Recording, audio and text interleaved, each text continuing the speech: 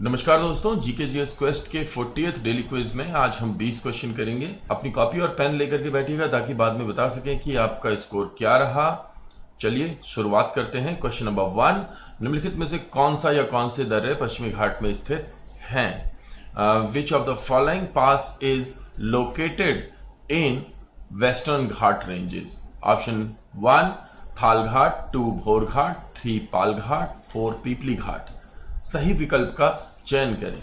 इनमें से देख करके ABCD में से बताएं कि इनमें से कौन सा सही आंसर है। इसके लिए आपको 5 सेकंड मिलेंगे। तो चलिए शुरुआत करते हैं इसकी और देखते हैं कि आंसर इसका क्या होगा। जी, यहां पे आंसर होगा 1, यानी कि 1, 2 और 3, थाल घाट, भोर घाट, पाल घाट और पीपली घाट। इसको थोड़ा सा इस पे देखने की कोशिश करें कि यहाँ पे ये पश्चिमी घाट है, सबसे ऊपर भोर घाट, थाल घाट, फिर पाल घाट और सबसे नीचे सेनकोटा घाट। ये 4 पश्चिमी घाट के प्रायद्वीपीय दर्रे हैं। पीपली घाट दर्रा अरावली में पड़ता है, राजस्थान में। नेक्स्ट क्वेश्चन, दक्षिणी गोलार्ध में पवन में बाईं ओर विचलन का क्या कारण है? Winds divert towards left in the southern hemisphere due to option A temperature, B चुंबकीय क्षेत्र, C पृथ्वी का घूर्णन या फिर D दाब। तो आपको बताना है कि इन 4 में से क्या कारण है कि जो पवनें होती हैं वो बाईं ओर विचलित हो जाती हैं सदर्न हेमिस्फीयर में। याद रखिएगा, जब भी सदर्न हेमिस्फीयर की बात हो, इसका मतलब आपको साउथ की तरफ मुंह करके खड़ा होना है, तब आपको सदर्न हेमिस्फीयर पता चलेगा। और अगर नॉर्थ की बात हो रही है तो आपको नॉर्थ की तरफ मुंह करके खड़ा होना होगा। इसके हिसाब से आप लेफ्ट और राइट का अंदाजा लगाएंगे। तो यहां पे सारा खेल जो है आप कह सकते हैं पृथ्वी का के घूर्णन का, और ये जो बल के कारण जो सेंटर में हवाएं परिवर्तित हो जाती हैं, इसको कहते हैं कोरियोलिस बल। तो याद रखिएगा, ये फ्रांस के एक भूगर्भ शास्त्री थे और जो कि भूगोलवेत्ता थे, जिन्होंने कि ये सिद्धांत दिया था कि सबसे ज्यादा प्रभाव जो होता है पृथ्वी के घूर्णन का वो सेंटर पे होता है। इसलिए जब हवाएं वहां आती हैं तो वो पृथ्वी के घूर्णन की दिशा में ही हवाएं मुड़ जाती हैं। तो नेक्स्ट क्वेश्चन, भारत में निम्नलिखित में से किस प्रकार का वन सर्वाधिक वृहद क्षेत्र में पाया जाता है? What type of forest are found in the largest area in India? Option A पर्वतीय आर्द्र शीतोष्ण वन, बी उपोष्ण शुष्क सदाबहार वन, उष्ण कटिबंधीय आर्द्र पर्णपाती वन या उष्ण कटिबंधीय आर्द्र सदाबहार वन। इनमें से कौन से वन हैं जिनका प्रतिशत भारत में सबसे ज्यादा है, सबसे ज्यादा क्षेत्र में पाए जाते हैं? हाल ही में फॉरेस्ट सर्वे हुआ है, तो आपने जरूर उसके बारे में पढ़ा होगा। जी, इसका आंसर होगा सी उष्ण आर्द्र पर्णपाती वन, क्योंकि भारत के अंदर मॉनसून क्लाइमेट पाया जाता है, यानी एक पर्टिकुलर पीरियड ऑफ टाइम में तो बारिश होती है परंतु वर्ष भर बारिश नहीं होती रहती।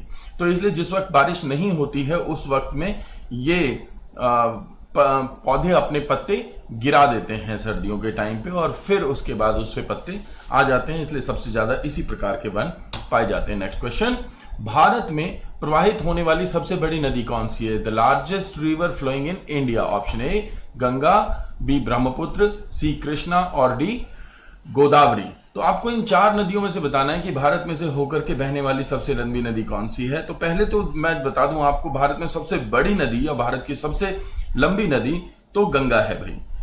2580 किलोमीटर क्षेत्र में बहती है अकॉर्डिंग टू NCERT। हालांकि अगर इंटरनेट इमेजिंग की बात की जाए और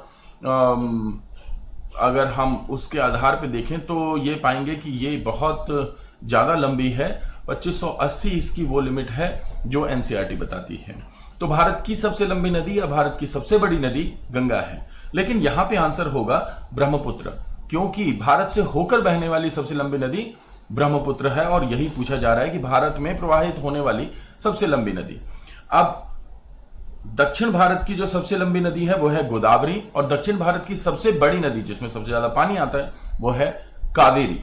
तो याद रखेंगे, भारत में सबसे बड़ी जो नदी है वो गंगा है, लेकिन भारत की जो सबसे लंबी, जो भारत से होकर के बहने वाली सबसे लंबी नदी है वो ब्रह्मपुत्र है, क्योंकि ब्रह्मपुत्र की लंबाई गंगा से ज्यादा है। नेक्स्ट क्वेश्चन, एक शासक जिसे महाभारत में दंतमित्र, बेसनगर में दिमित्र और दिव्यावदान में कृमिश कहा गया है, वह संभवतः कौन है? A ruler in the Mahabharata Dimitra, in Besnagar Dimitri and in Divyavadana Krimisha is probably is Menander, Euthydemus, Demetrius या कनिष्क। इनमें से कौन सा शासक है जिसकी यहां पे बात हो रही है?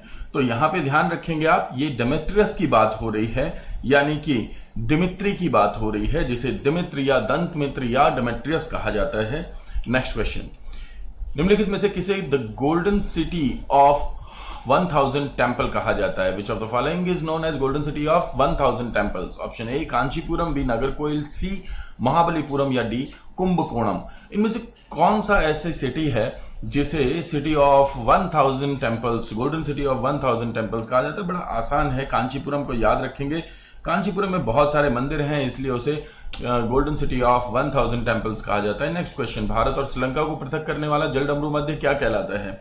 The straight which separates India and Sri Lanka is called, option A Malacca जल संधि, डोवर जल संधि, पाक जल संधि या फिर हार्मुज जल संधि। तो आपको इन चार ऑप्शंस में से बताना है कि इसको किस नाम से जाना जाता है। आसान क्वेश्चन है, यहां पे आंसर होगा पाक जल संधि। मलक्का जल संधि जो है वो मलेशिया में, याद रखेंगे। डोवर जल संधि जो है वो नॉर्थ ऑफ यूरोप में है। हार्मुज जल संधि, हार्मुज और बाबल मंदेब, ये दोनों ही रेड सी के पास में जो मेडिटेरेनियन है उसको अरेबियन से जोड़ती हैं। नेक्स्ट क्वेश्चन, पूर्ति अपनी मांग स्वयं उत्पन्न कर लेती है, इस कारण अर्थव्यवस्था में अति उत्पादन की समस्या उत्पन्न नहीं होती है, यह किसका विचार है? Supply creates its own demand, that's why over production problem does not occur in the economy, whose idea is that? Option A J B Say, B J M Keynes, C Simon Kuznets और डी जॉन स्टुअर्ट मिल।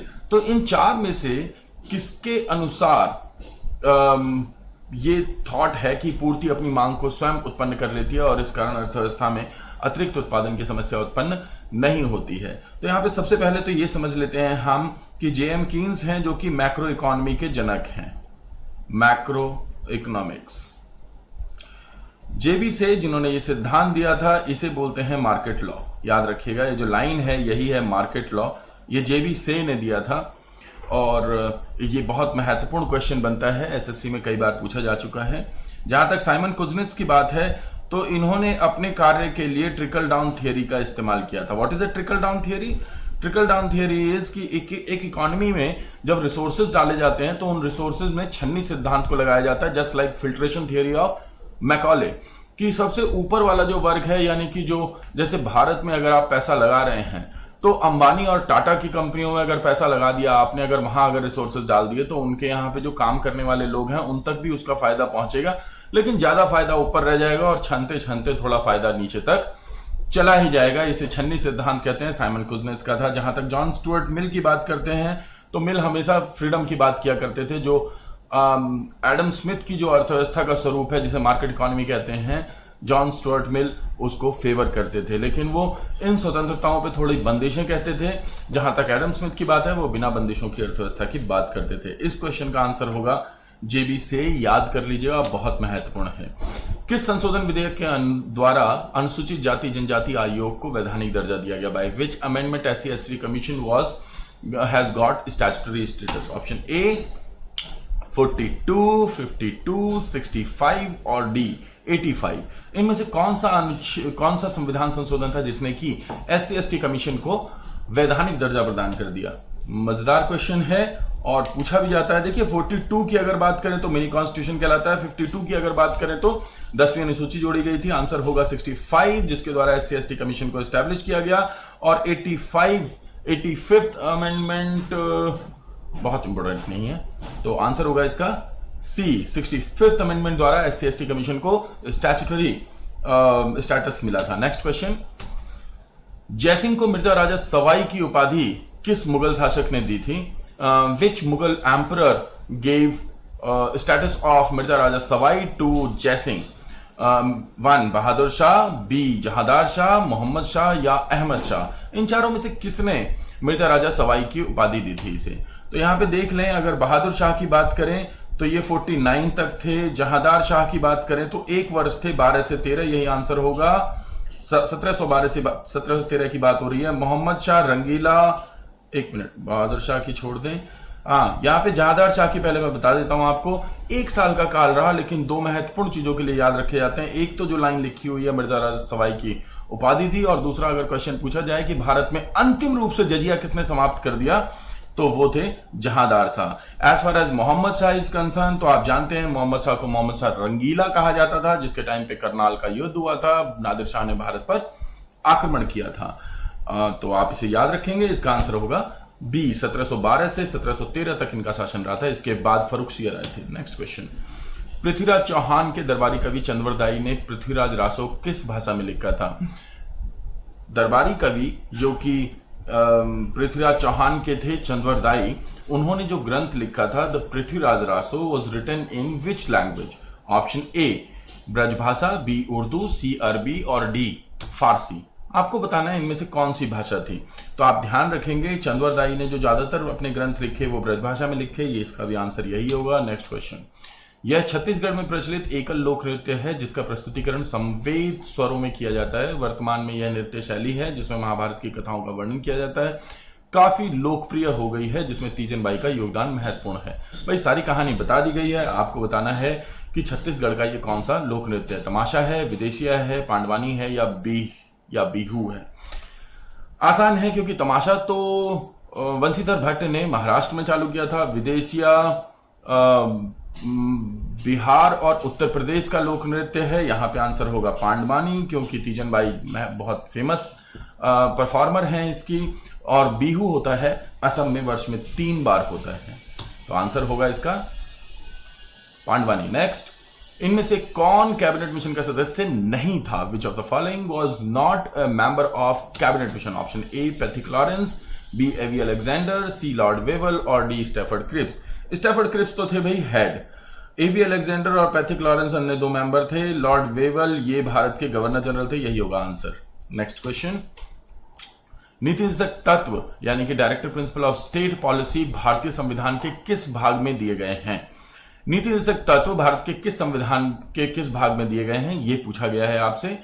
भाग 3, भाग 4, भाग 5 या भाग 6? आसान question है, ये Ireland से लिए गए थे और ये दिए गए हैं भाग 4 में।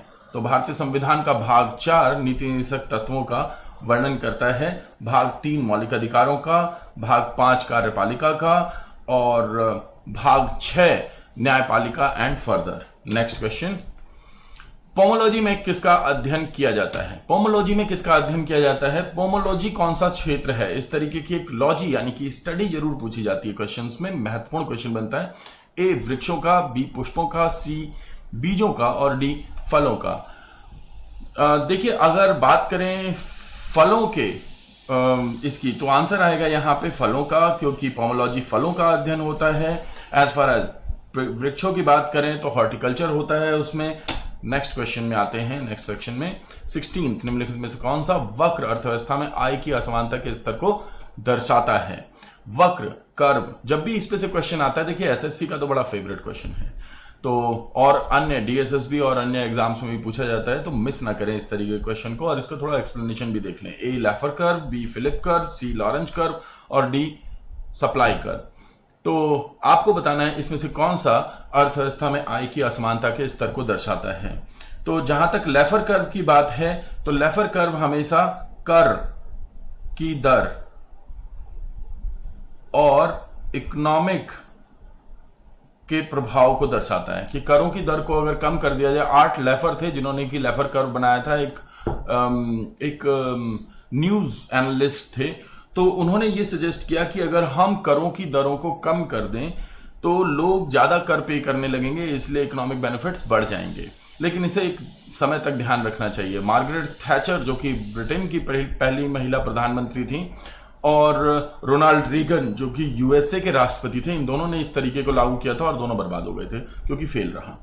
जहां तक बात है फिलिप कर्व की, तो फिलिप कर्व बताता है कि अगर किसी भी अर्थव्यवस्था में महंगाई का स्तर अगर बढ़ रहा हो तो बेरोजगारी कम होती है। क्योंकि जब महंगाई बढ़ेगी यानी कि आप ज्यादा सामान खरीदने की कोशिश कर रहे हैं, तो ऐसी स्थिति में क्या होगा, ज्यादा उत्पादन होगा। ज्यादा उत्पादन होगा तो ज्यादा लोगों को रखा जाएगा, तो बेरोजगारी की दर कम होती है। ये फ्लिप कर्व। जहां तक लॉरेंस कर्व की बात है, तो लॉरेंस कर्व एक पॉजिटिव कर्व है जो कि बाहर की तरफ बनता है।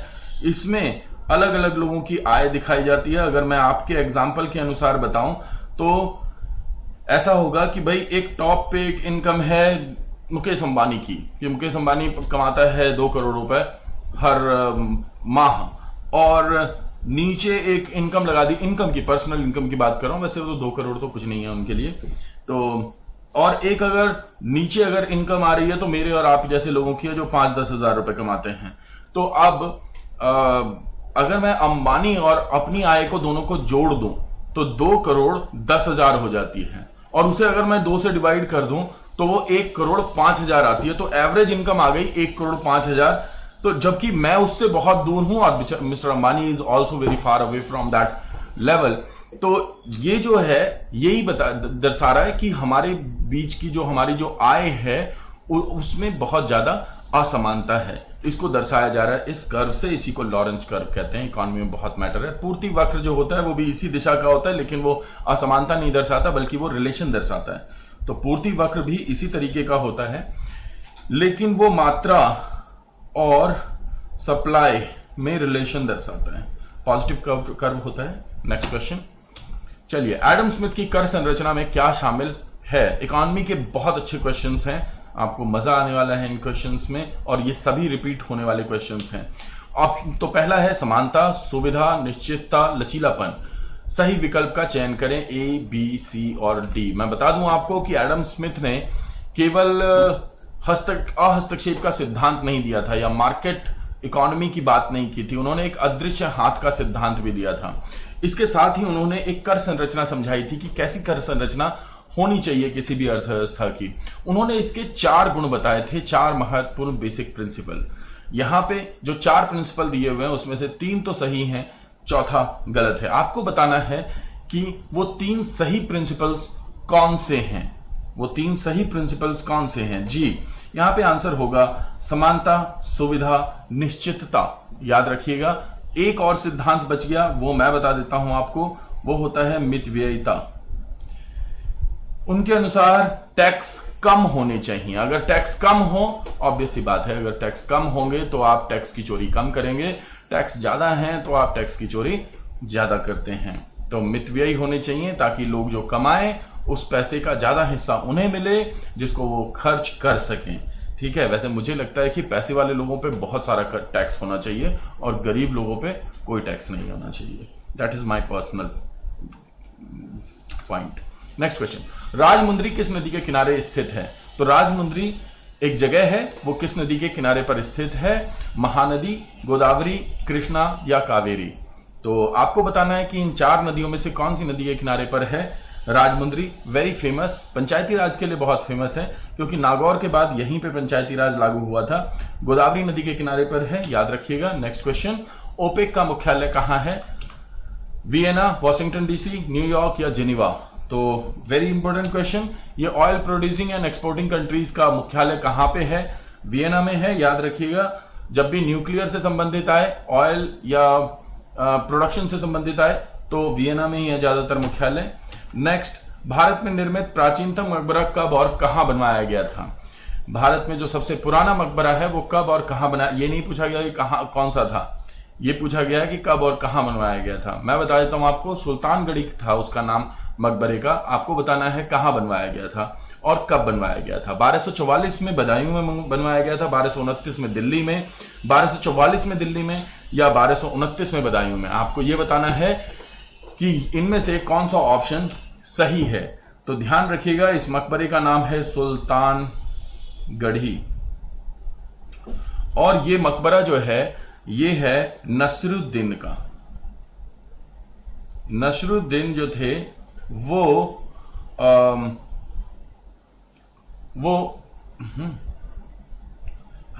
नसरुद्दीन जो थे वो थे इल्तुतमिश के बेटे। जब वो बंगाल के विद्रोह का दमन करके आ रहे थे तो उनका वध हो गया था, उनको मार दिया गया था। लेटर ऑन उनका पहला मकबरा बनवाया गया था 1229 में सुल्तानगढ़ी के नाम से।